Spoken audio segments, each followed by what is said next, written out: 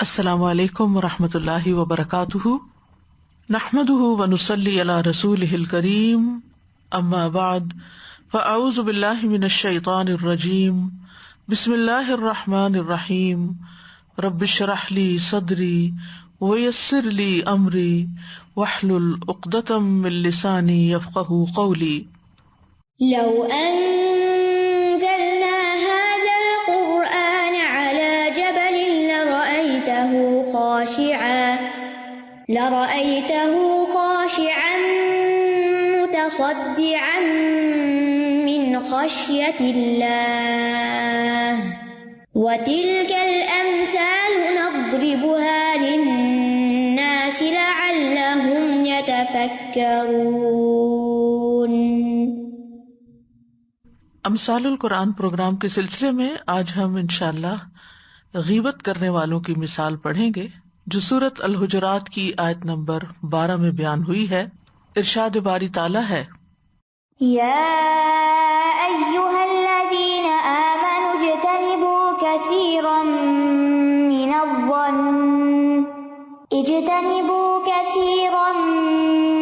الظن ان بعض الظن اثم ولا تجسسوا ولا يغتب بعضكم بعضا أيحب أحدكم أن يأكل لحم أخيه ميتا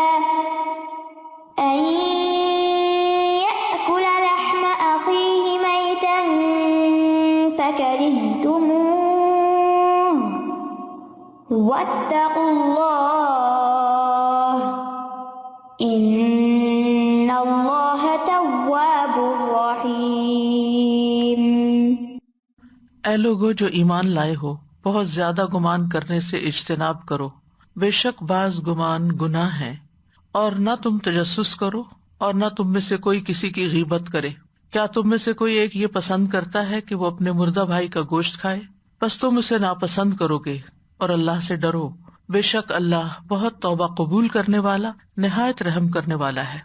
یہ مثال سورۃ الحجرات میں آئی ہے، جس کو سورۃ الاخلاق والآداب کہا جاتا ہے، یعنی اس کا ایک یہ نام بھی ہے کیونکہ اس میں ایسے بہت سے آداب کی طرف رہنمائی کی گئی ہے جن کو اپنانا اسلامی معاشرے کے لیے بہت ضروری ہے، گھروں کے سکون کے لیے بھی اور معاشرے کے سکون کے لیے بھی۔ اور ایسے بھی بہت سے اصول دیے گئے ہیں جس میں مسلمانوں کی اجتماعیت کو منظم کرنے میں مدد ملے۔ تو سورت کے آغاز میں اللہ اور اس کے رسول صلی اللہ علیہ وسلم کے ساتھ ادب کی بات ہے، پھر اس کے بعد فاسق لوگوں کی خبر کی تحقیق کا حکم دیا گیا، اس کے بعد مسلمانوں کے درمیان اختلاف ہو جانے پر صلح اور باغی گروہ سے قتال کی تعلیم دی گئی، پھر اس کے بعد مذاق اڑانے، عیب جوئی کرنے اور برے القابات دینے سے منع کیا گیا، اس کے بعد پھر یہ مثال بیان کی گئی جو سورت کی آیت نمبر 12 میں ہے۔ ارشاد باری تعالیٰ ہے، یا ایہا الذین آمنوا، اے لوگو جو ایمان لائے ہو۔ جب بھی اللہ سبحانہ تعالیٰ یا ایہا الذین آمنوا کے ساتھ ہمیں پکاریں تو ہمارا فرض بنتا ہے کہ ہم بات کو غور سے سنیں، کیونکہ یا تو وہ کوئی خیر کا کام ہوگا جس کا اللہ تعالیٰ حکم دے رہا ہے، یا کوئی برا کام ہوگا جس سے اللہ تعالیٰ منع فرما رہا ہے۔ اس سورت میں 5 بار یہ ندا آئی ہے، یا ایھا الذین آمنوا، اور اس میں 4 بار کچھ چیزوں سے منع کیا گیا ہے اور 1 بار تبین یعنی تحقیق کرنے کا حکم دیا گیا ہے۔ یہاں پر فرمایا اجتنبوا کثیرا من الظن، اجتنبوا کا لفظ اجتناب سے ہے، افتعال کے وزن پر بچنا، یکسو رہنا، پہلو تہی کرنا۔ جب کوئی کسی سے دور ہو جائے تو کہا جاتا ہے اجتنب فلان فلانا، کہ فلاں فلاں سے اجتناب کر گیا، یعنی وہ ایک جانب ہے اور یہ دوسری جانب ہے۔ قرآن مجید میں آتا ہے ان تجتنبوا کبائر ما تنہون عنہ، اگر تم بڑے بڑے گناہوں سے جن سے تمہیں منع کیا جاتا ہے اجتناب کرو گے، یعنی ان سے دور رہو گے، ایک طرف ہو جاؤ گے، تو یہ تمہارے حق میں بہتر ہے۔ پھر سورۃ النجم میں آتا ہے الذین یجتنبون کبائر الاثم والفواحش الا اللمم، وہ لوگ جو بڑے گناہوں اور بے حیائیوں سے اجتناب کرتے ہیں، یعنی ان سے پہلو طئی کرتے ہیں، ایک طرف رہتے ہیں، ان کے قریب بھی نہیں جاتے سوائے صغیرہ گناہوں کے۔ تو یہاں کس چیز سے اجتناب کرنے کو کہا گیا ہے؟ الظن، ظن سے۔ زن اس چیز کا نام ہے جو کسی علامت کی وجہ سے حاصل ہوتی ہے، یعنی کوئی نشانی ہوتی ہے، کوئی وجہ ہوتی ہے اس کے پیچھے. جب یہ علامت قوی ہو تو علم اور یقین تک پہنچا دیتی ہے، اور جب کمزور ہو تو توہم پرستی سے آگے نہیں بڑھتی. اور جب یہ علامت قوی ہوتی ہے یعنی مضبوط ہوتی ہے تو اس کے ساتھ انا کا لفظ آتا ہے، یعنی شد کے ساتھ انا، جس سے بات کو یقین کا معنی مل جاتا ہے. تو کسی چیز کے متعلق گمان کرنے کا مطلب کیا ہے کہ اس چیز کو یقین کے بغیر جاننا، اور جب یہ انا کے ساتھ آتا ہے تو پھر یقین کے ساتھ جاننا. جیسے الذین یظنون انہم ملاقو ربہم، جو یقین رکھتے ہیں کہ بے شک وہ اپنے رب سے ملنے والے ہیں. اور اسی طرح ظن زوئے کی زیر کے ساتھ تہمت کو کہتے ہیں، یعنی کسی کے بارے میں ناحق بات سوچنا اور کہنا. اور ظنین وہ ہوتا ہے جس پر الزام لگایا جاتا ہے یا جس کے بارے میں آپ تہمت کا گمان کرتے ہیں. تو جرجانی کہتے ہیں کہ ظن کسی چیز کے بارے میں راجح عقیدہ رکھنا ہے حالانکہ اس کے برعکس کا بھی امکان پایا جاتا ہو. تو ظن یقین کے معنی میں بھی استعمال ہوتا ہے اور شک کے معنی میں بھی استعمال ہوتا ہے. ابن قیم کہتے ہیں ظن یا گمان کرنا، اور اس میں بھی جس گمان سے یہاں روکا جا رہا ہے وہ بدگمانی کے معنوں میں ہے، برا گمان. وہ کہتے ہیں کہ بدگمانی یہ ہے کہ لوگوں کے بارے میں برے خیال سے دل کو بھر لینا، یہاں تک کہ یہ بدگمانی زبان اور اعضاء پر ظاہر ہو جائے. یعنی کسی کے بارے میں اتنا برا سوچنا، نیگیٹو سوچنا کہ وہ صرف دل کے اندر ہی نہ رہے بلکہ کسی نہ کسی طرح زبان سے بھی چلک جائے، یا رویے یا معاملے میں مثلا انسان اس کی طرف گھور کے دیکھے یا منہ بنا کے دیکھے، یا پھر اس کے ساتھ سیدھے منہ بات نہ کرے، یا اس سے ڈھنگ سے ہاتھ نہ ملائے. دوسرے شخص کو یہ سمجھ ہی نہیں آتی کہ اس کو ہوا کیا ہے، یعنی اس کا چہرہ کیوں لٹکا ہوا ہے، یا یہ شخص سیدھے منہ بات کیوں نہیں کر رہا. اور اس کا حال یہ ہوتا ہے کہ اس کے دل میں اس شخص کے بارے میں برا خیال بھر چکا ہوتا ہے. ابن کثیر کہتے ہیں بدگمانی یہ ہے کہ آپ کسی پر الزام لگائیں اور اپنے گھر والوں، رشتہ داروں اور لوگوں کو ناحق خیانت کی طرف منسوب کریں کہ انہوں نے یہ غلط کام کیا، حالانکہ انہوں نے کیا نہیں ہوتا، ان کے پاس اس کی کوئی دلیل نہیں ہوتی. تو اس سے یہ پتہ چلتا ہے کہ بغیر دلیل اور حجت کے کسی پر تہمت لگانا جو ہے یہ ظن شمار ہوتا ہے. امام قرطبی کہتے ہیں جو مفسر ہیں کہ ظن سے مراد تہمت ہے، یعنی کسی شخص پر بغیر کسی قوی دلیل کے کوئی الزام یا عیب لگانا یا گناہ سے اس کو متصف کرنا. تو یہاں پر اس آیت میں اللہ تعالیٰ اپنے مومن بندوں کو بہت زیادہ بدگمانیاں کرنے سے رک جانے کو کہہ رہے ہیں، جو عام طور پر انسان کے اپنے ہی گھر والوں، اپنے ہی بہن بھائیوں اور دیگر لوگوں کے بارے میں ہوتی ہیں. اور بنیاد برا گمان بنتا ہے جس کے بعد بہت سی اور خرابیاں پیدا ہوتی ہیں، جیسے تجسس کرنا، باتوں کی ٹو لگانا، پھر اس کے بعد غیبت کرنا، الزام تراشی کرنا، برے نام رکھنا یا طعن و تشنیع کرنا. یہ جتنی بھی بعد میں خرابیاں بیان کی گئی ہیں ان سب کی اصل جڑ، بنیاد اور بیج جو ہے وہ گمان ہے. جب گمان برا ہوتا ہے تو پھر اس کے بعد انسان زبان سے بھی بری بات نکالتا ہے اور دوسرے کو ذلیل کرنے کی کوشش کرتا ہے، حالانکہ بعض اوقات دوسرا شخص بالکل بے گناہ ہوتا ہے. عمر بن خطاب کہتے ہیں جو بات بھی آپ کے مومن بھائی کے منہ سے نکلے اس کو اچھا ہی سمجھیں. یعنی عموماً بدگمانی کسی کے بارے میں کیوں ہو جاتی، مثلا کوئی شخص بات کرے اپنے دھیان سے کسی کے بارے میں اور وہ شخص اس کو پرسنل لے لیتا ہے، شاید اس نے مجھے سنایا ہے، اور پھر اس کے بارے میں برا سوچنا شروع کر دیتا ہے، اور پھر اسے جواباً کبھی ٹانٹ کرتا ہے، کبھی اس کی برائی کہیں اور کرتا ہے. تو بدگمانی سے کیوں روکا گیا؟ کیونکہ اس سے بہت سی خرابیاں پھوٹتی ہیں اور یہ سراسر گناہ بھی ہے، اور اللہ تعالیٰ نے اس سے منع بھی کیا ہے. تو ہر انسان کو اس سے، یا ہر مسلمان کو اس سے رک جانا چاہیے، کیونکہ اس میں خیر کی بجائے شر ہے. کیونکہ جب انسان بدگمانی سے بچتا ہے یا برے گمان سے بچتا ہے تو انسان توہمات سے بھی نکل آتا ہے اور بہت سی خرابیوں سے، جس میں دوسروں پہ الزام تراشی وغیرہ بھی ہوتی ہے، ان سے بھی بچ جاتا ہے. پھر فرمائے ان بعد الظن اثم، کیوں گمان سے بچو؟ کیونکہ بعض گمان جو ہوتے ہیں، بعض خیال جو ہوتے ہیں وہ گناہ ہوتے ہیں، اسم ہوتے ہیں. اسم کا لفظ جو ہے ان اعمال اور افعال کے لیے استعمال ہوتا ہے جو انسان کو ثواب سے روکتے اور پیچھے رکھتے ہیں.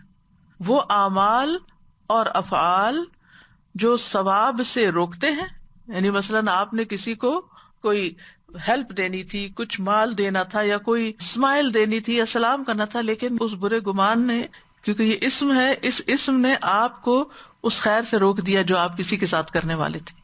تو اسم وہ عمل ہوتا ہے جو ثواب کے کام سے روک دیتا ہے.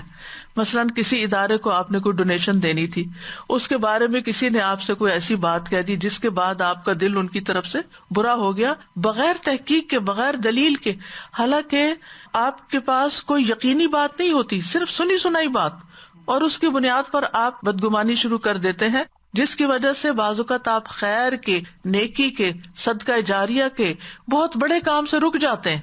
تو اسی لیے اس کو اسم کہا گیا کہ گمان جو ہے گناہ ہے، کیونکہ یہ انسان کو نیکی کے کام سے روک دیتا ہے. اس کی جمع آثام آتی ہے. اس لفظ میں تاخیر اور دیر کرنے کا مفہوم بھی پایا جاتا ہے. اور وہ کہتے ہیں نا، آثمہ وہ اونٹنی ہوتی ہے جو تیز چل سکتی ہے لیکن جان بوجھ کے آہستہ چلتی ہے، یا تھکی ہوئی ہو تو آہستہ چلتی. یعنی ایک شخص جس کے اندر بہت پوٹینشیل ہوتا ہے کوئی کام کرنے کا، لیکن جب اس کے اندر نیگیٹیوٹی بھر جاتی ہے تو اس کا وہ پوٹینشیل ضائع ہو جاتا ہے، وہ کسی کام کے قابل نہیں رہتا، کوئی اچھا کام نہیں کر سکتا. تو اس لیے یہاں بدگمانی کو گناہ قرار دیا گیا، اور ساتھ ہی یہ کہا گیا کہ بعد الظن، کیونکہ ہر گمان، ہر خیال گناہ نہیں ہوتا. ٹھیک ہے، تو جب کوئی گمان پیدا ہو تو پھر انسان کو تحقیق کرنی چاہیے کہ وہ حقیقت پر مبنی ہے بھی یا نہیں. تو علماء نے ظن کی 4 قسمیں بتائی ہیں. ایک حرام ہے، ایک واجب ہے، ایک مستحب ہے، اور ایک مباح اور جائز ہے. حرام ظن یہ ہے کہ انسان اللہ تعالیٰ کے ساتھ بدگمانی رکھے کہ وہ تو مجھے ضرور پنش کرے گا، وہ نہیں معاف کرے گا، یا وہ میری مصیبت دور نہیں کرے گا. یعنی اللہ کے بارے میں نا امید ہونا، مایوس ہونا، اللہ کی رحمت سے مایوس ہونا، یہ حرام ہے، یہ بدگمانی ہے. اسی طرح ایسے مسلمان جو بظاہر نیک ہیں، ان کے اندر کوئی ظاہری گناہ نہیں پایا جاتا، ان کے بارے میں گمان کرنا کہ یہ کوئی چھپ کے ضرور غلط کام کرتے ہوں گے، یعنی آپ کے پاس کوئی دلیل ہی نہیں، آپ کسی کے بارے میں ایسے سوچ رہے ہیں حالانکہ اس کے ظاہر عمل میں کوئی خرابی نہیں، تو یہ بھی حرام ہے. دوسرا واجب ظن. واجب ظن کا مطلب ہوتا ہے کہ آپ کو مثلاً کسی 2 لوگوں کے بیچ میں کوئی فیصلہ کرنا ہے، یا کسی جج کو کسی مقدمے کا فیصلہ کرنا ہے، تو وہ فیصلہ کس بنیاد پہ کرتا ہے؟ گواہیوں کی بنیاد پہ کرتا ہے. اب گواہیاں سننے کے بعد اس کا جس طرف گمان غالب ہوتا ہے اس کے مطابق وہ اپنا فیصلہ جاری کر دیتا ہے. اب اس میں اس نے خود سے تو کچھ نہیں دیکھا ہوتا، وہ تو گواہیوں کی بنیاد پر کر رہا ہوتا ہے اور گمان غالب کی بنیاد پر، تو یہ تو پھر ایک لازم چیز ہے کہ اس کو سٹینڈ لینا ہی ہے. تیسرا ہے مستحب، کہ انسان عمومی طور پر ہر مسلمان کے بارے میں اچھا سوچے، اور یہ اس وقت ہوتا ہے جب آپ دوسروں کی اچھائیاں دیکھتے ہیں، کیونکہ کمزوری تو ہر ایک کے اندر ہوتی ہے. کوئی انسان فرشتہ ہے نہیں اس دنیا میں، ہر انسان سے کوئی نہ کوئی غلطی ہو جاتی ہے، کوئی نہ کوئی بھول چوک ہو جاتی ہے، کوئی کمی کوتاہی ہو جاتی ہے. بعض اوقات وہ کچھ نہیں بھی کر رہا ہوتا تو شیطان آپ کے دل میں اس کے بارے میں کوئی وسوسہ ڈال دیتا ہے. تو ایسی صورت میں انسان کو چاہیے کہ وہ ان وسوسوں کو ہٹا کے دوسرے کی اچھی بات، خوبی کی بات اس کو یاد رکھے، یعنی ہمیشہ دوسروں کا احسان یاد رکھے، ان کی ملامت یاد نہ رکھے. تو ہر مسلمان کے ساتھ انسان کو اچھا گمان رکھنا چاہیے، دوسرے کے بارے میں زبان کھولے تو اچھی بات ہی کرے، چاہے آپ کو اس کی کوئی غلطی پتہ بھی ہو. اور چوتھا ہے مباح ظن، جیسے نماز کی رکعتوں میں شک ہو جاتا ہے، 3 پڑھی ہیں کہ 4 پڑھی ہیں، تو غالب گمان کی بنیاد پر فیصلہ کر لیں کہ میرا خیال ہے 4 ہی پڑھی ہیں تو 4 ٹھیک ہے. لیکن اگر آپ غالب کو چھوڑ کر امر یقینی پر عمل کریں، یعنی 3 تو میں نے پڑھی ہی پڑھی ہیں، تو پھر چوتھی بھی پڑھ لیں، سجدہ صاحب کر لیں، تو یہ بھی ٹھیک ہے، تو یہ مباح ہے. پھر فرمایا ولا تجسسوا، تجسس نہ کرو. امام راغب کہتے ہیں کہ الجس کا لغوی معنی ہے انسان کی رگ کو چھونا، اس کی نبض معلوم کرنا، یعنی ہمارے اندر کے جو حالات ہیں نا، ہمارا ہارٹ کیسے کام کر رہا ہے، ہمارا اسٹمک کیسے کام کر رہا ہے، لیور کیسے کام کر رہا ہے، ہمارے فیس سے نہیں اتنا پتہ چلتا، یہ ظاہر سے نہیں. تو جو حکیم لوگ ہوتے ہیں وہ نبض پہ جب ہاتھ رکھتے ہیں تو ان کو اندر کے حالات معلوم ہو جاتے ہیں. تو گویا یہ تجسس کی ایک قسم ہے نا. تو جس یعنی نبض ٹولنا، اس سے کسی کے تندرست یا بیمار ہونے کا پتہ چلایا جا سکتا ہے کہ اندر کیا ہے. یہ حس سے زیادہ خاص ہے. حس کسی چیز کو حس کے ذریعے معلوم کرنا ہوتا ہے، اور جاسوس جو ہے یہ لفظ بھی جس سے ہی نکلا ہے، کیونکہ جاسوس کیا کرتا ہے، وہ لوگوں کے خفیہ اور چھپے ہوئے معاملات کی کورید کرتا ہے. تو تجسس اور تحسس حدیث میں دونوں ہی لفظ آتے ہیں. تحسس وہ جس کو انسان اپنے حواس خمسہ سے محسوس کرتے، جیسے آنکھ سے، کان سے، ہاتھ وغیرہ سے، اور تجسس یہ ہے کہ انسان خفیہ طریقے سے کسی کی معلومات حاصل کرتا ہے. تجسس کا لفظ اکثر شر کے لیے بولا جاتا ہے. تحسس جو ہے وہ خیر کے کاموں میں ہوتا ہے. جیسے یعقوب علیہ السلام نے اپنے بچوں سے کہا تھا یا بنی یذهبوا فتحسسوا من یوسف، اے میرے بچوں جاؤ یوسف کی ٹو لگاؤ. اب یہ جو ٹو لگانا ہے اردو میں تو ٹو لگانا ایک اچھے معنوں میں اچھے کنوٹیشن استعمال نہیں ہوتا، لیکن یہاں پر تحسس کا لفظ استعمال ہوا کہ کسی چیز کو تلاش کرنا. تحسس کا معنی ہے تلاش کرنا. اور تجسس میں ہوتا ہے کسی کی باتیں چوری چھپے سننا، دروازے پہ کان لگانا، اور کسی کا بیگ کھول کے دیکھنا، کسی کی ڈائری پڑھنا، کسی کے پاسورڈ چرا کے اس کے موبائلز وغیرہ میں دیکھنا. جیسے عام طور پر ہسبینڈ وائف ایک دوسرے کے پیچھے تجسس کرتے رہتے ہیں، کس سے بات کر رہے ہیں، یعنی کام کوئی کر رہے ہیں اور کان لگایا ہوا ہے کہ فون پہ کیا ہو رہا ہے، اور پاسورڈ معلوم کر کے تو پھر ٹیکسٹ کھول کھول کے دیکھنا کس کس کو ٹیکسٹ کیا جاتا ہے. یہ چیزیں تجسس میں آ جاتی ہیں. تو تجسس جو ہے یہ بدگمانی کی پیداوار ہے. یعنی پہلے برا گمان آتا ہے، پھر اس کے بعد انسان ٹو لگانا شروع کر دیتا ہے، اور پھر اس کے بعد اگلا سٹیپ ہوتا ہے اور وہ ہے وَلَا يَغْتَبْ بَعْضُكُمْ بَعْضًا، تم میں سے کوئی کسی کی غیبت نہ کرے. یعنی جب گمان آیا برا نمبر 1، پھر نمبر 2 انکوائری شروع کر دی، یعنی ٹو لگانا شروع کر دیا، اور نمبر 3 پھر یہ کہ اس کے بارے میں بری بات پھیلانی شروع کر دی. اور یہ بری بات پھیلانا جو ہے یہ غیبت شمار ہوتا ہے. غیبت کا لفظ غیب سے ہے. غیب کہتے ہیں کسی چیز کا آنکھوں سے پوشیدہ ہونا.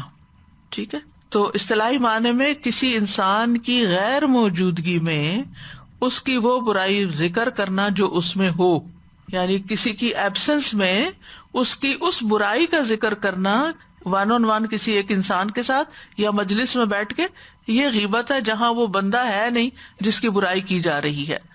پھر اسی طرح اگر وہ چیز اس میں نہ ہو تو یہ بہتان کہلاتا ہے، الزام تراشی. اور پھر اور بھی شدید ہو تو افک بن جاتا ہے.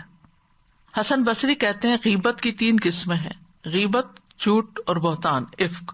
غیبت یہ ہے کہ تم اپنے بھائی کے بارے میں وہ بات کہو جو اس میں پائی جاتی ہو.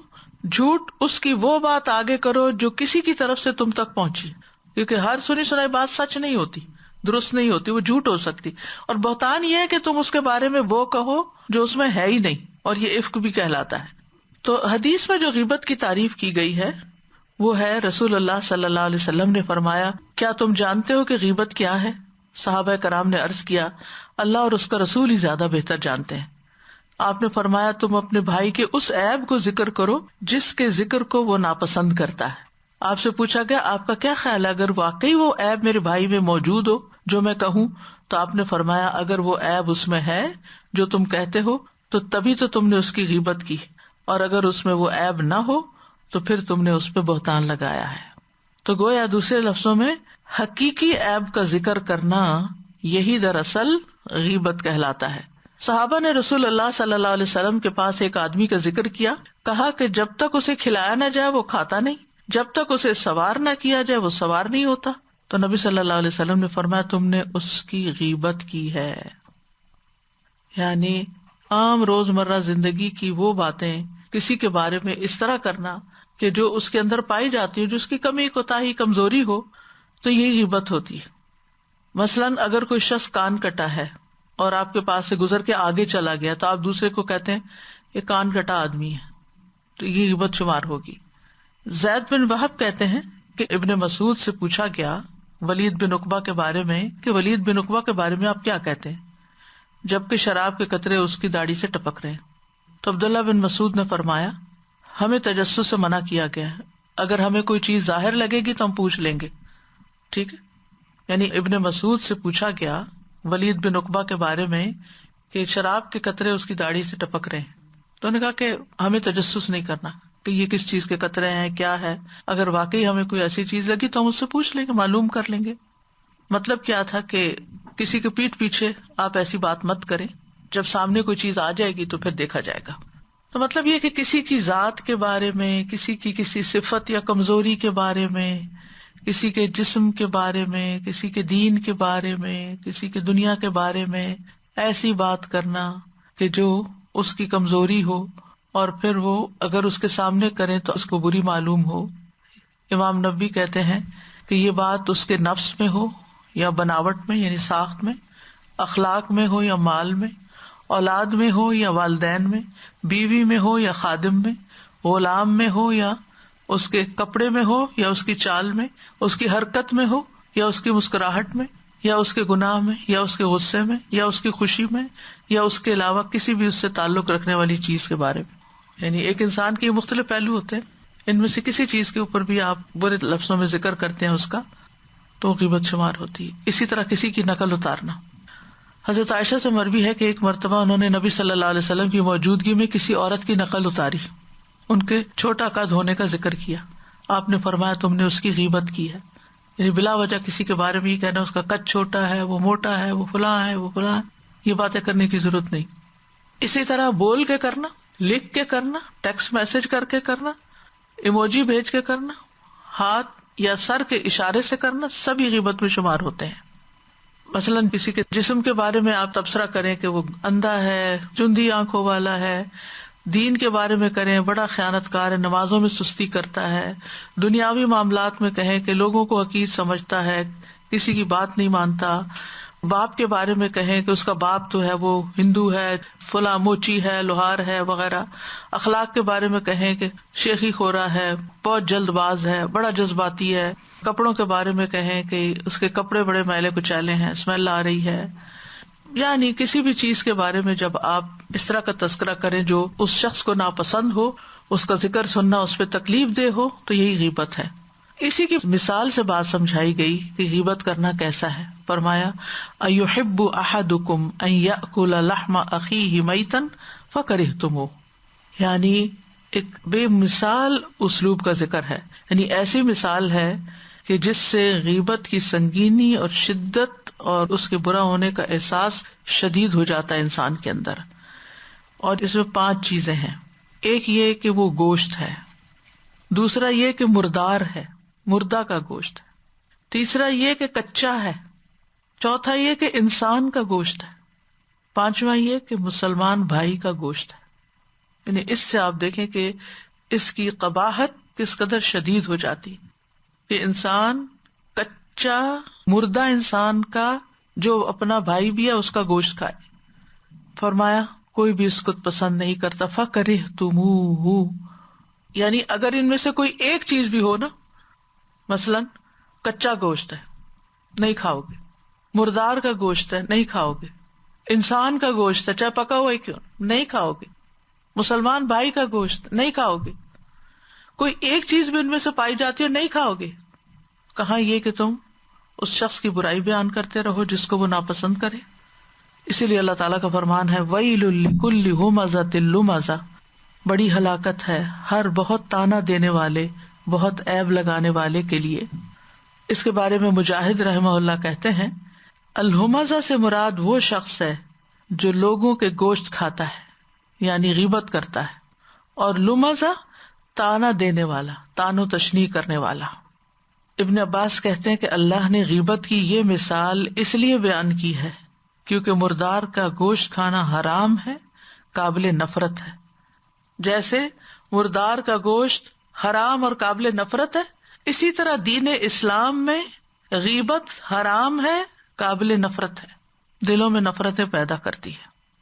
قتادہ کہتے ہیں جیسے تم میں سے ہر کوئی اپنے مردہ بھائی کا گوشت کھانے سے انکار کرتا ہے، اسی طرح اس کو اپنے زندہ بھائی کی غیبت کرنے سے بھی باز رہنا چاہیے، وہ بھی نہیں کرنے چاہیے. اچھا، گوشت سے ہی کیوں تشبیہ دی گئی ہے، گوشت کی ہی مثال کیوں بیان کی گئی ہے؟ کیونکہ گوشت جو ہے یہ ہڈیوں کو چھپائے ہوئے ہوتا ہے.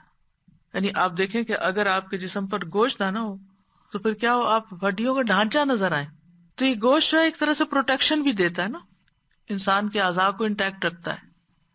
لیکن جب کسی کا گوشت کھایا جاتا ہے تو پھر غیبت کرنے والا اس شخص کے عیبوں سے پردہ ہٹا دیتا ہے، اس کو ننگا کر دیتا ہے، اس کو نقصان میں ڈال دیتا ہے. صحابہ جو تھے ان کے سامنے ایسی مثالیں آئیں کہ جس میں واقعی ان کو گوشت دکھایا گیا. عبداللہ بن مسعود فرماتے ہیں ہم نبی صلی اللہ علیہ وسلم کے ساتھ تھے تو ایک شخص کھڑا ہوا اور چلا گیا، اٹھا اور چلا گیا، جیسے ہوتا ہے مجلس سے اٹھ کے کوئی چلا جاتا ہے. کئی دفعہ ایسا ہوتا ہے نا، کہیں دعوت ہوتی ہے، پارٹی ہوتی ہے، تو کسی کو جلدی جانا ہوتا ہے، وہ جلدی اٹھ کے نکل جاتا ہے معذرت کر کے، اب اس کے جانے کی دیر ہے. یا پھر آپ نے گھر میں مہمان بلائے، دعوت کی، ان کے بچوں نے کچھ کام خراب کیا، اب وہ کھانا کھا کے چلے گئے، اب بعد میں گھر والے بیٹھ کے کیا کرتے ہیں، یا اس مجلس والے بیٹھ کے پھر باتیں کیا کرتے ہیں. تو ایسے ہی ایک مجلس میں لوگ بیٹھے تھے، ایک شخص اٹھا چلا گیا، اس کے جانے کے بعد دوسرا شخص اس کے بارے میں عیب جوئی کرنے لگا. تو نبی صلی اللہ علیہ وسلم نے فرمایا اپنے دانتوں کا خلال کرو. خلال کرتے ہیں دانتوں کے بیچ کی جو اسپیس ہوتی ہے اس میں سے پھنسا ہوا گوشت نکالنا. آپ نے فرمایا دانتوں سے ان ذرات کو نکالو. تو اس نے کہا میں کس وجہ سے خلال کروں، میں نے تو گوشت نہیں کھایا. آپ نے فرمایا یقیناً تم نے اپنے بھائی کا گوشت کھایا، یعنی واقعی لٹرلی تم نے کھایا. اتنی شدت کے ساتھ احساس دلایا گیا. قیس کہتے ہیں کہ عمرو ابن العاص اپنے چند ساتھیوں کے ساتھ جا رہے تھے کہ ایک مردہ خچر پر سے گزرے جو پھول چکا تھا. یعنی مرنے کے بعد آپ نے دیکھا ہوگا جو پیٹ کی غلاظتیں ہوتی ہیں ان کے اندر سڑان پیدا ہوتی ہے، ورم پیدا ہوتا ہے، تو پہلے پیٹ پھولتا ہے پھر پھٹتا ہے. تو انہوں نے دیکھا کہ خچر کا یعنی میول کا پیٹ جو ہے وہ پھولا پڑا ہے مرنے کے بعد.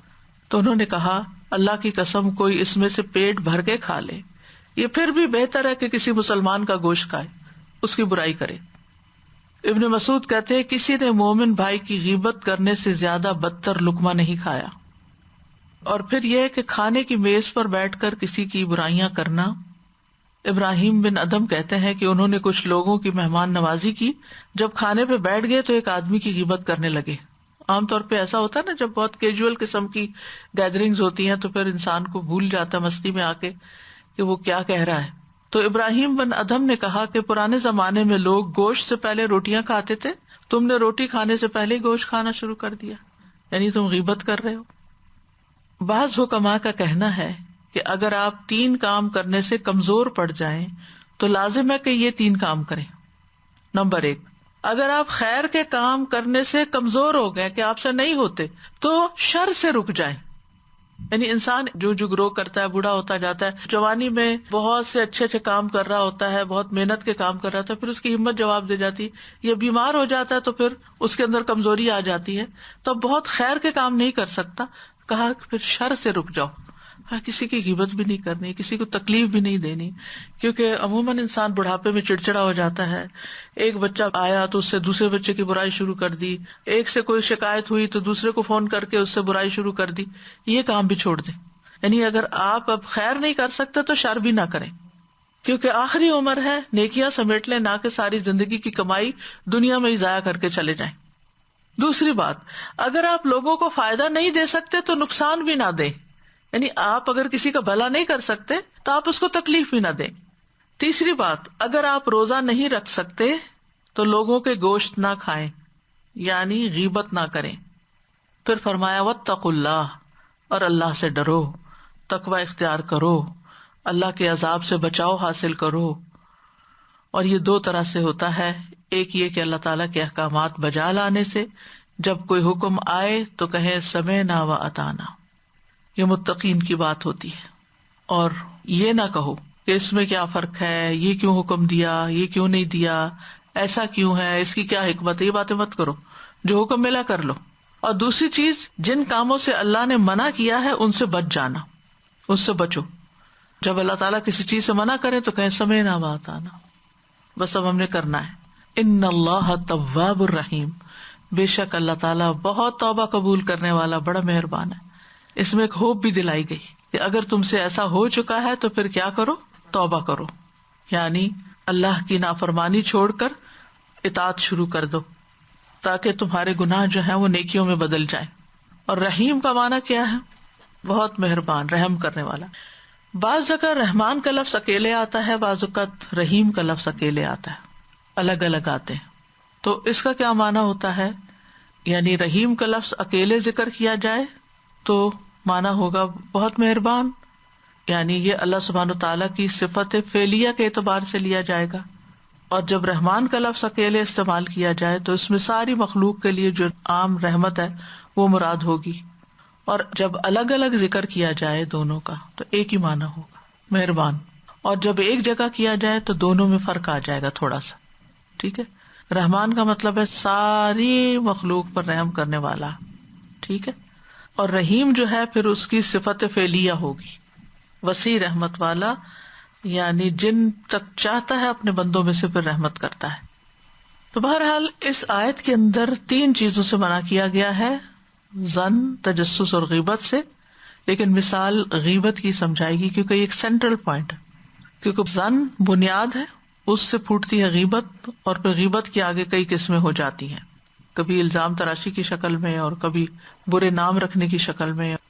تو ہمیں اس آیت سے یہ پتہ چلتا ہے کہ ہمارے لیے بدگمانی کرنا منع ہے، اور یہ سب سے جھوٹی بات ہے۔ حدیث میں آتا ہے بدگمانی سے بچو کیونکہ بدگمانی سب باتوں سے زیادہ جھوٹی بات ہے۔ خطابی کہتے ہیں بدگمانی اکثر جھوٹ سے پیدا ہوتی ہے، یعنی غلط خیال ہوتا ہے انسان کے اندر، اس کی بنیاد نہیں ہوتی، جھوٹ کی بھی بنیاد نہیں ہوتی نا۔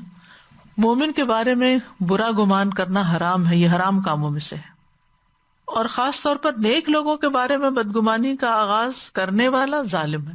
کہا جاتا ہے کہ 2 لوگوں کے بارے میں جو برا گمان ہے وہ زیادہ خطرناک ہے باقی لوگوں کے مقابلے میں، ایک علماء اور ایک امراء، کیونکہ جب علماء کے بارے میں برا گمان شروع ہوتا ہے تو انسان دین سے دور ہو جاتا ہے، خیر سے دور ہو جاتا ہے، اور جب امراء کے بارے میں برا گمان شروع ہوتا ہے تو پھر اس سے مملکت یا اس آرگنائزیشن یا اس ادارے میں ایک فودا اردو میں کہتے ہیں بے چینی اور ایک بدنظمی پھیل جاتی ہے، مس مینجمنٹ۔ بدگمانی جو ہے یہ دل کی غیبت کے مترادف ہے۔ امام غزالی کہتے ہیں جان لیں کہ بدگمانی بھی اسی طرح حرام ہے جس طرح بری بات کہنا حرام ہے۔ جیسے آپ کے لیے یہ حرام ہے کہ آپ اپنی زبان سے دوسروں کی برائیاں نہ کریں، اسی طرح آپ کے لیے یہ بھی جائز نہیں کہ اپنے دل سے مسلمان بھائی کے لیے بدگمانی کی کوئی بات کہیں۔ تو یہ دلوں کے گناہ میں سے ہے، اعمال القلوب میں سے ہے۔ امام غزالی کہتے ہیں کہ بدگمانی کے حرام ہونے کا سبب یہ ہے کہ دلوں کے راز علام الغیوب کے سوا کوئی نہیں جانتا۔ آپ کے لیے جائز نہیں کہ آپ دوسرے کے بارے میں برا عقیدہ رکھیں سوائے اس کے کہ آپ کو اس کی حالت کے بارے میں کھلم کھلا پتہ چل جائے، کلیئر بات پتا ہو جس کی کوئی تعویل نہ ہو، یعنی آپ نے کانوں سے سنا، آنکھوں سے دیکھا، اور اگر ایسا نہیں تو پھر شیطان نے آپ کے دل میں وسوسہ ڈالا، اور شیطان کو جھٹلائے کیونکہ وہ بہت بڑا فاسق ہے۔ عبداللہ رضی اللہ عنہ کہتے ہیں کہ جس کی چوری ہو جائے وہ بدگمانی کرنے کی وجہ سے چور سے بھی زیادہ گناہ گار ہو جاتا ہے، یعنی وہ ہر اس بندے کے بارے میں سوچنے لگتا ہے شاید اس نے چرایا، شاید اس نے، اور یہ سوچ کے وہ اپنے لیے اتنا بڑا گناہ اکٹھا کر لیتا کہ چور کا اتنا بڑا گناہ نہیں ہوتا۔ بدگمانی کی کچھ اقسام بھی ہیں۔ ایک قسم وہ ہے جس کے کرنے والے کا مواخذہ کیا جائے گا، پکڑا جائے گا اس کو، اور دوسری وہ جس پر مواخذہ نہیں ہوگا۔ وہ بدگمانی جس پر مواخذہ کیا جائے گا یہ وہ گمان ہے جس کے بارے میں کوئی معتبر اور شرعی دلیل نہ ہو، بس دل میں ایک خیال آ گیا اور وہ جم گیا اور اس کو سچ سمجھ لیا اور اسی کے بارے میں باتیں شروع کر دی اور اس کی تحقیق کرنے شروع ہو کے تجسس شروع کر دیا۔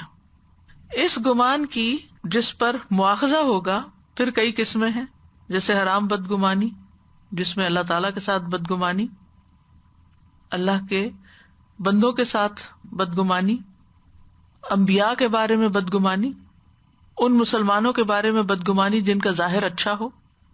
دوسری قسم جائز بدگمانی کی ہوتی ہے، یہ ان لوگوں کے بارے میں کہ جو علانیہ برے کام کرتے ہیں، غلط کام اوپنلی کرتے ہیں، تو آپ ان کے بارے میں کیا اچھا سوچیں، آپ دیکھ رہے ہیں کہ وہ غلط کر رہے ہیں۔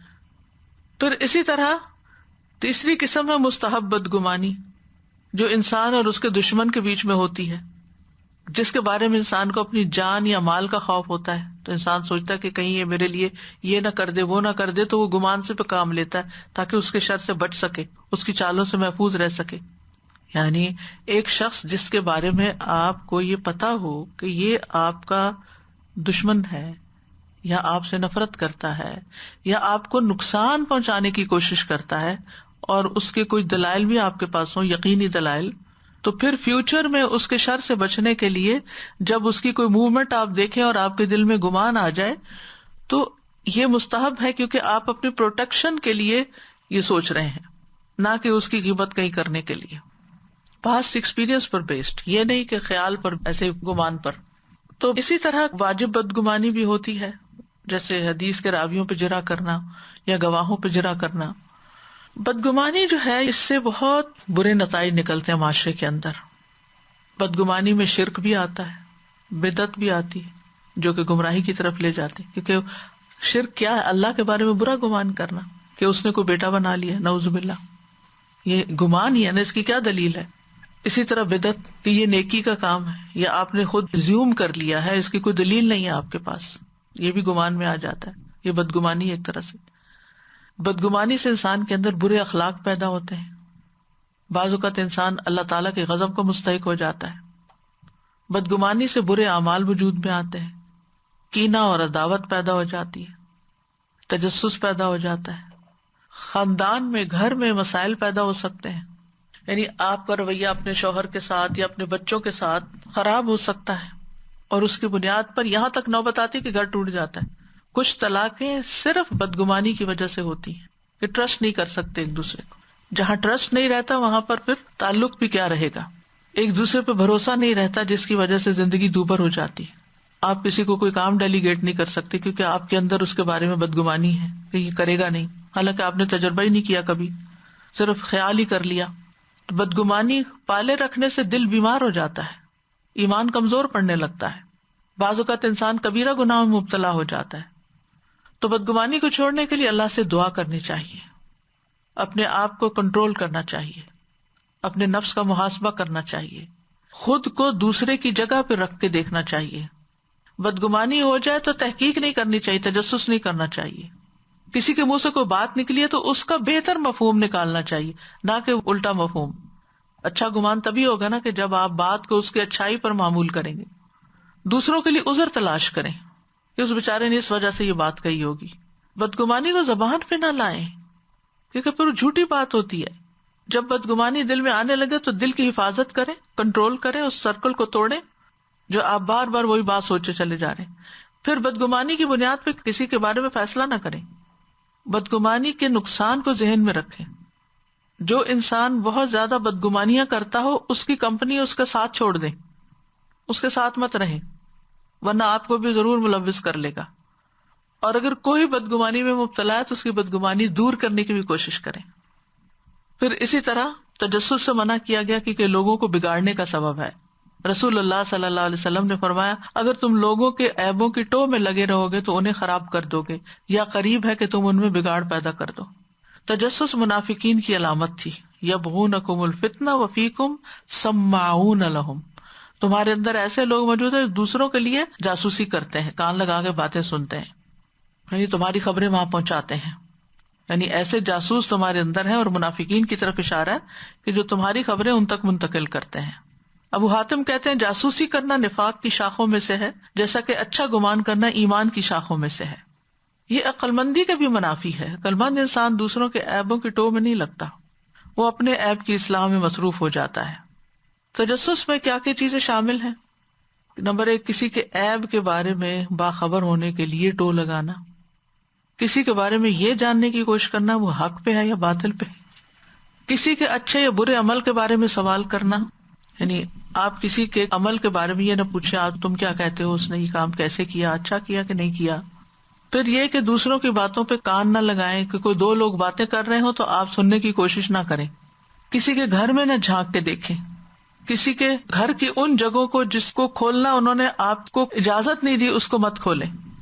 جیسے کسی کی فریج کھول دینا، کسی کی الماری کھول دینا، اس کے گھر جا کے بیگ کھول دینا، ان چیزوں سے منع کیا گیا. یعنی تجسس نہ جاننے کی کوشش نہ کرو کہ دوسرا کیا کھاتا ہے، کیا پہنتا ہے، کہاں سے لیتا ہے، کہاں جاتا ہے، کہاں آتا ہے، اس کے گھر کون آتا ہے.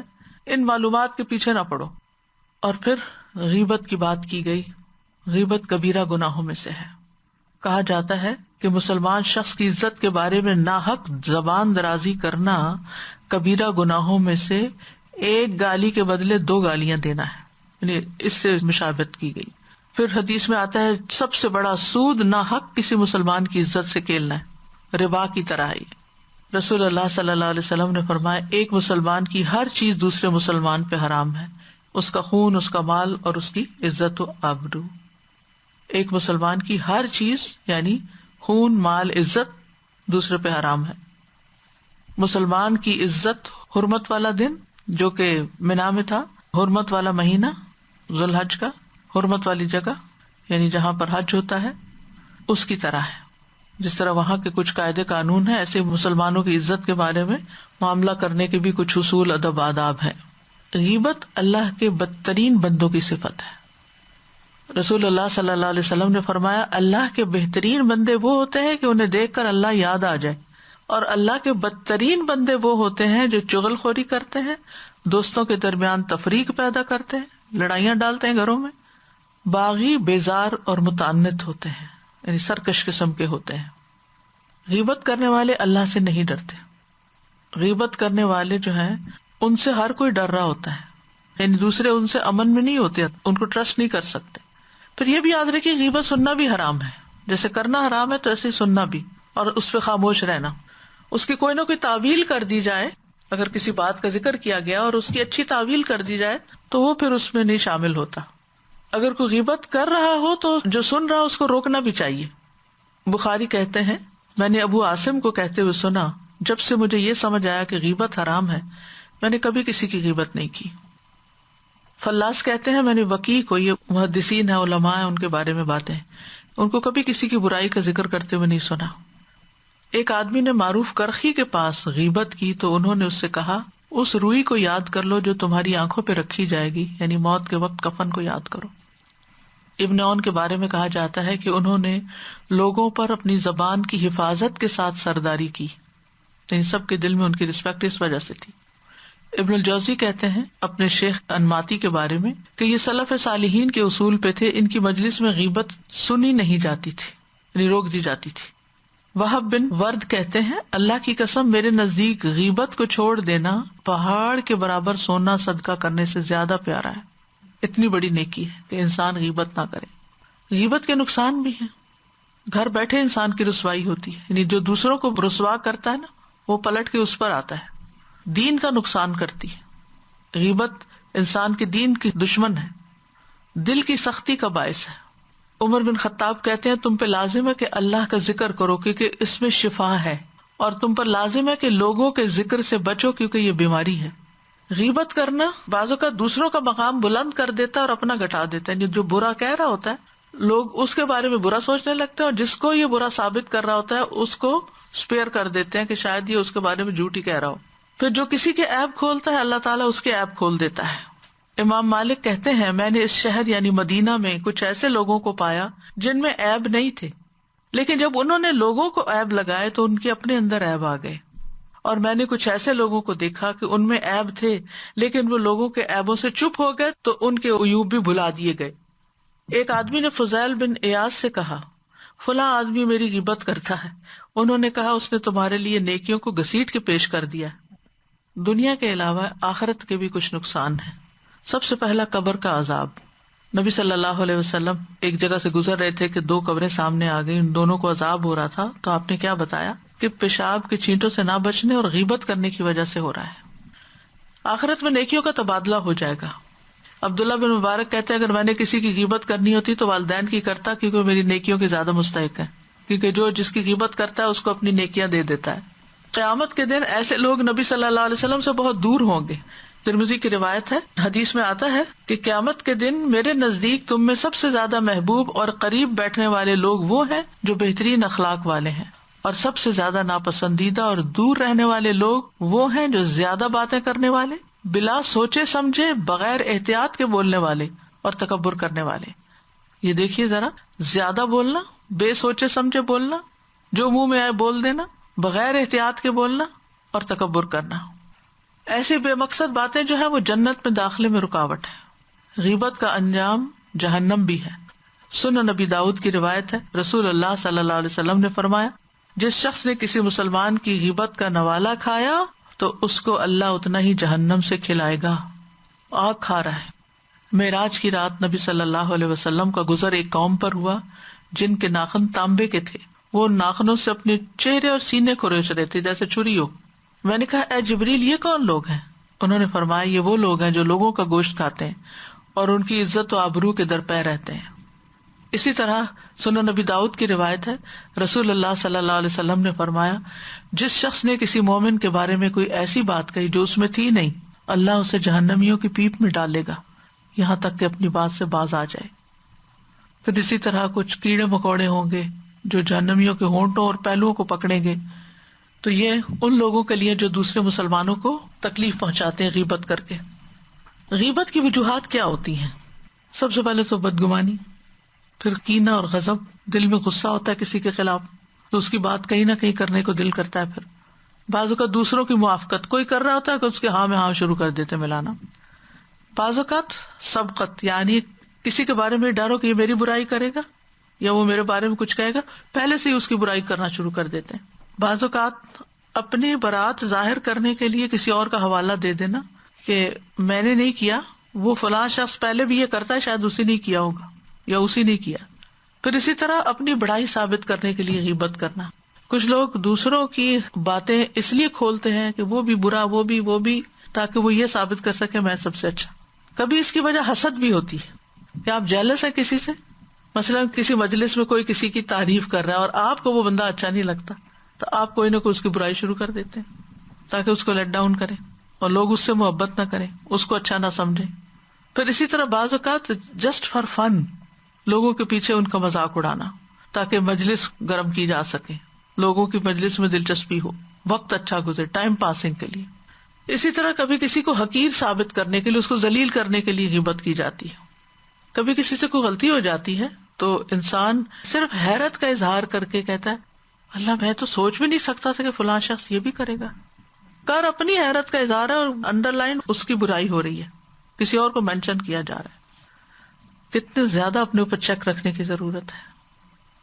کبھی کسی پہ ترس کھا کے یہ بیچارہ، یہ تو ساری زندگی یہ بھی نہ سیکھ سکا، بڑی کوشش کی ہے اس کو ڈرائیونگ سکھانے کی، آج تک نہ سیکھ سکا. کر رہے ہوتے ہیں بیچارہ کر کے، لیکن کر غیبت ہی رہے ہوتے ہیں. اور کبھی کبھی ایک اور کور اپنے اوپر اوڑھ لیتے ہیں کہ ہمارے اندر ایمانی غیرت ہے اس لیے ہم کسی کا عیب آپ کو بتا رہے ہیں، یہ ایمان کا تقاضا ہے. یعنی کسی نے کوئی غلط کام کیا ہے اور حقیقت میں کیا، کوئی غیبت آئی اس برائی کا ذکر جو اس میں ہے، تو ہم اس لیے ذکر کر رہے ہیں کہ ہمیں یہ چیز بہت بری لگی. بھائی جا کے اس کو بتاؤ، ہمارے سامنے کیوں کرتے ہو. کچھ جائز اسباب بھی ہیں جن کی وجہ سے کسی کا ذکر کر سکتے ہیں. نمبر 1، ظلم کی صورت میں. اگر کسی نے آپ پہ ظلم کیا ہے اور آپ اپنا حق وصول کرنا چاہتے ہیں تو جج کے سامنے جا کر آپ ظالم کی داستان سنائیں گے. دوسرا، منکر کو بدلنے کے لیے مدد طلب کرنا. مثلا آپ دیکھ رہے ہیں کہ کوئی شخص انتہائی غلط کام کر رہا ہے اور آپ کے پاس ہمت نہیں ہے تو آپ کسی کی سپورٹ لینے کے لیے اس سے کہتے ہیں کہ میری مدد کرو تاکہ اس شخص کو اس سے روکیں. لیکن یہ نہیں کہ ہر دوسرے بندے کے پاس کھڑے ہو کے اس کی کہانی شروع کر دی. تیسرا، فتویٰ پوچھنے کے لیے. مثلا کسی نے دوسرے پر ظلم کیا یا کوئی اس کا مال چھین لیا، مثلا شوہر نے حق مہر نہیں دیا یا اور کوئی مال غصب کر لیا، تو ایسی صورت میں اب وہ خاتون جو ہے وہ کسی سے فتویٰ لینا چاہتی ہیں کہ مجھے کیا کرنا چاہیے. یا وہ نان نفقہ نہیں دیتا، جیسے ہند نے ابو سفیان کے بارے میں کہا تھا کہ وہ بچوں کا نان نفقہ نہیں دیتا، وکیل آدمی. تو آپ نے کیا فرمایا تھا کہ بس نیک نیتی سے اتنا لے سکتی ہوں جتنا تمہارے بچوں کی ضرورت کے لیے کافی ہو، یعنی اس کو بتائے بغیر. پھر اسی طرح مسلمانوں کو کسی کے شر سے بچانے کے لیے، جیسے جھوٹے راوی تھے تو ان کے بارے میں کتابوں میں لکھا ہوا ہے کہ یہ کذاب تھا، یہ ایسا تھا ویسا تھا، تاکہ لوگ ان کی حدیثیں جو انہوں نے گھڑی وہ آگے نہ بیان کریں. اسی طرح شادی اور کاروبار کے مشورے کے وقت. پھر عیب والی چیز کی فروخت کے وقت، مثلا کوئی چیز فروخت کر رہے ہیں آپ اور اس کے اندر کوئی خرابی ہے، یعنی پہلے سے غلام وغیرہ تھے تو اس کا بھی ذکر کرنا. اسی طرح فاسق اور بدعتی استاد کے بارے میں، اگر ایسا عالم ہے کہ جو غلط کام کرتا ہے یا بدعت کو رواج دیتا ہے تو اس کے بارے میں خبردار کرنا کہ وہاں سے سیکھنے کی ضرورت نہیں.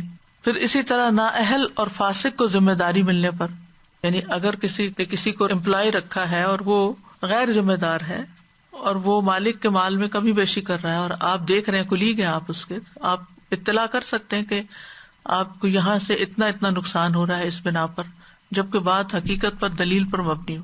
پھر سننے والے کا کام ہے کہ وہ مزید انویسٹیگیٹ کر لے. اسی طرح جو لوگ کھلے عام برائیاں کرتے ہیں تو اگر کہیں ان کے شر سے بچانے کے لیے، جبکہ لوگوں کو پتا ہو اور آپ کو یقینی علم ہو، کوئی آپ سے پوچھے تو آپ کہہ سکتے ہیں ہاں بات تو ہے. مثلا آپ کے کلوز فیملی ریلیٹیوز میں سے کوئی شخص فراڈ کرتا ہے لوگوں کے ساتھ اور کئی دفعہ یہ ثابت ہو چکا ہے، تو اب آپ کو پتا چلتا ہے اس نے کوئی نیا شکار بنایا ہے، تو آپ اس کو پہلے سے خبردار کر سکتے کہ اس سے معاملہ نہ کرنا، یہ واپس نہیں کچھ ملے گا.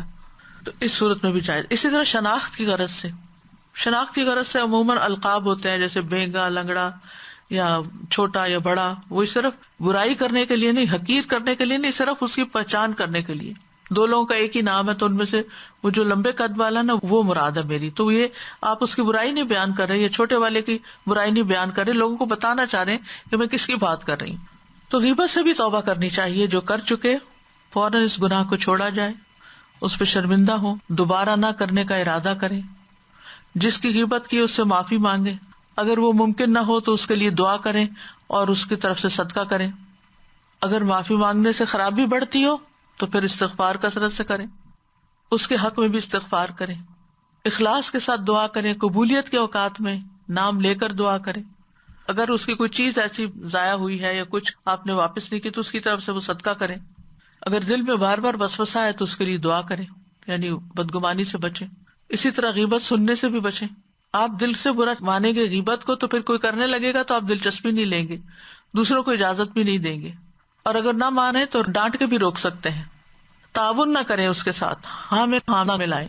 اور اگر کوئی کسی کی غیبت کرے تو آپ اس کی تعریف شروع کر دیں.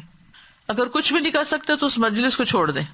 اور ویسے بھی عمومی طور پر اپنی کمپنی اچھی بنائیں، نیک لوگوں کو لازم پکڑیں جو غیبت نہ کرتے ہوں.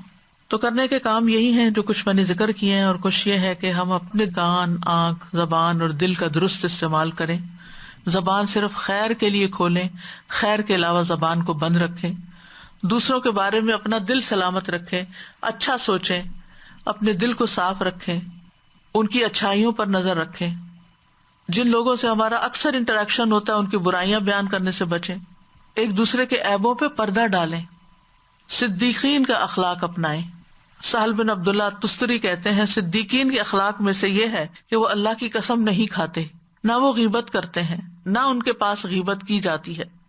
وہ پیٹ بھر کے نہیں کھاتے، جب وعدہ کرتے ہیں تو خلاف ورزی نہیں کرتے، اور وہ مذاق نہیں کرتے کیونکہ مذاق میں بعض اوقات جھوٹ شامل ہوتا ہے.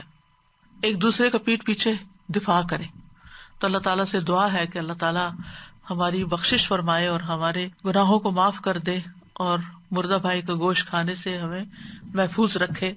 ربنا اغفر لنا ولاخواننا الذین سبقونا بالایمان ولا تجعل فی قلوبنا غلا للذین آمنوا ربنا انک رؤوف الرحیم. اے ہمارے رب ہمیں بھی بخش دے اور ہمارے ان بھائیوں کو بھی جو ہم سے پہلے ایمان لائے تھے، اور جو لوگ ایمان لائے ہیں ان کے لیے ہمارے دلوں میں کدورت نہ رہنے دے. ہمارے دل صاف کر دے ان کی طرف سے، ہمارے دل میں ایمان والوں کی محبت پیدا کر دے. اے ہمارے رب تو بڑا شفقت کرنے والا، رحم کرنے والا ہے. اللہم اہد قلبی وسدد لسانی واسلل سخیمۃ قلبی. اے اللہ میرے دل کو رہنمائی عطا فرما، میری زبان کو درستگی عطا فرما، اور میرے دل کے کینے کو دور کر دے. اللہم انی اعوذ بک من شر سمعی ومن شر بصری ومن شر لسانی ومن شر قلبی ومن شر منی. اے اللہ میں تیری پناہ چاہتا ہوں اپنی کان کی برائی سے، آنکھ کی برائی سے، زبان کی برائی سے، دل کی برائی سے، اور مادہ منویہ کی برائی سے. اللہم انی اعوذ بک من منکرات الاخلاق والاعمال والاہواء والادواء. اللہم انی اعوذ بک من الفقر والقلة والذلة واعوذ بک من ان اظلم او اظلم. اللہم انی اسألک الثبات فی الامر والعزیمة علی الرشد واسألک موجبات رحمتک وعزائم مغفرتک واسألک شکر نعمتک وحسن عبادتک واسألک قلبا سلیما ولسانا صادقا واسألک من خیر ما تعلم واعوذ بک من شر ما تعلم واستغفرک لما تعلم انک انت علام الغیوب. یا حی یا قیوم برحمتک استغیث. یا رب العالمین تو ہمیں معاف فرما دے، ہم نے چھوٹی بڑی جس کی بھی کوئی غیبت کی ہے تو ہمیں بھی معاف کر دے اور ان کو بھی معاف کر دے، اور قیامت کے دن ہمارا اس پر محاسبہ نہ کرنا. یا اللہ ہمیں اس آخری عشرے میں صحیح معنوں میں عبادت کی توفیق دے. یا اللہ تمام مسلمانوں کی مدد فرما، جو زندہ ہیں ان کی بھی، اور جو فوت ہو چکے ہیں ان کی بخشش فرما. یا رب العالمین ہم سب کو اس بری بیماری کے اثر سے محفوظ رکھنا. یا اللہ سب بیماروں کو شفائے کلی عطا فرما، اللہ سب کے دکھ اور پریشانیاں دور فرما۔ ربنا تقبل منا انک انت السمیع العلیم وتب علینا انک انت التواب الرحیم، وصلی اللہ تعالی علی خیر خلقہ محمد وعلی آلہ واصحابہ واہل بیتہ اجمعین برحمتک یا ارحم الراحمین، الہی آمین۔ لو أنزلنا هذا القرآن على جبل لرأيته خاشعا متصدعا من خشية الله وتلك الأمثال نضربها للناس لعلهم يتفكرون۔ ایک کوشچن ہے کہ اگر کسی بندے کا نام ہم مینشن نہیں کرتے اور ہم نے جیسے سمجھانا ہوتا ہے کہ یہ ایک ایسا کام ہے جس سے بچنا ہے اور یہ لوگ کر رہے ہیں، تو کیا نام مجھے معلوم ہے اس بندے کا؟ لیکن سننے والے کو اگر معلوم نہیں پھر ٹھیک ہے، سننے والے کو معلوم نہ ہو۔ اتنا کچھ ہے اس میں کہنے کے لیے کہ ساری زندگی گزر گئی ہے ہم لوگوں کو اپنے آپ کو چیک کرنے میں، کہیں نہ کہیں اس غلطی ہو جاتی ہے، کہیں نہ کہیں بندہ پھنس جاتا ہے، اور یہ شیطان کا اتنا بڑا ہتھ کنڈا ہے کہ اور تو اور جب ہم خاص طور پہ وزٹ کرنے گئے ہوتے ہیں نا کسی کے گھر پہ، تو ہم کسی کے گھر ٹھہرے ہوتے ہیں، لا محالہ کوئی نہ کوئی بات ایسی ہو جاتی ہے، جیسی انٹریکشن ہوتی، لوگ جب اپنے اپنے ملکوں میں رہتے ہیں، جیسے ہی وزٹ کرنے کہیں جاتے ہیں اپنے رشتے داروں میں یا کچھ، اس وقت ایسے لگتا ہے کہ پہلے سے ہی بندے کو پریپیئر ہو کے جانا پڑتا ہے کہ اب یہ باتیں سامنے آئیں گی اور ان سے پرہیز کرنا ہے۔ اور جب تک استاذہ جی میں نے یہ دیکھا ہے کہ پریپیئر نہ ہونا انسان، تو اس وقت تک بچنا بہت زیادہ مشکل ہوتا ہے۔ آپ کو کچھ لوگ آلریڈی پتا ہوتے ہیں کہ یہ نیگیٹو ریئیکشن شو کریں گے، آگے سے یہ ایسے بات کریں گے، ان سے پہلے ہی آپ تیار ہو جاتے ہیں، کیونکہ ایک زمانہ ہم لوگوں نے بچپن میں جیسے دوستوں میں آپس میں مذاق اڑانا کہنا، وہ چیز آپ کی پھر آہستہ آہستہ جب آپ قرآن پڑھتے ہیں تو آہستہ آہستہ آپ سے دور ہوتی جاتی ہے، اصلاح کرتے جاتے ہیں، پھر وہ چیک شروع ہو جاتا ہے کہ اب بس دیٹس اٹ، اور ٹائم بھی نہیں ہے اب ہمارے پاس اتنا، ہمیں نہیں پتا کہ ہمارا وقت کب آ جائے، تو بیٹر ہے کہ ابھی سے ہی ہم سٹارٹ ہو جائیں، اپنے آپ کو ٹرین کریں۔ سر کوئی ایسے آپ کو پتا ہوتا ہے کہ جیسے آپ نے کہا نا کہ قلوب کے بھی اعمال ہوتے ہیں، تو اب کوئی ایسی عورت ہے آپ کو پتا ہے کہ یہ بات اچک لیتی ہے بیچ میں سے، جیسے آپ کوئی بات کر رہے ہیں تو یہ بیچ میں سے کو پکڑ لے گی اور بعد میں اس کو یوز کرے گی، تو یہ بھی ہمارے دل میں آنا، یہ بھی کوئی غیبت ہے؟ اگر تجربے کی بنیاد پر ہے، یقین کی بنیاد پر ہے، پھر نہیں۔ یعنی کچھ لوگوں کا آپ کو ایکسپیرینس ہوتا ہے نا کہ ان کے سامنے اس طرح کی بات کی جاتی ہے، یہ اس کا یوں بنا لیتے ہیں، تو وہ اور بات ہے۔ رب العالمین، سبحانک اللہم و بحمدک، اشہد ان لا الہ الا انت، استغفرک و اتوب الیک۔ السلام علیکم و رحمۃ اللہ وبرکاتہ۔